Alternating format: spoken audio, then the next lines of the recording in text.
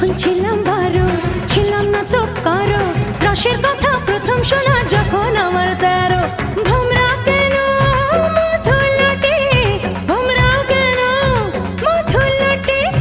ভোমরা কেন মধুলটে এখন জেনে গেছি হয় আমি 16 পেরিয়ে গেছি বাবু গো 16 পেরিয়ে গেছি আমি 16 পেরিয়ে গেছি বাবু গো 16 পেরিয়ে গেছি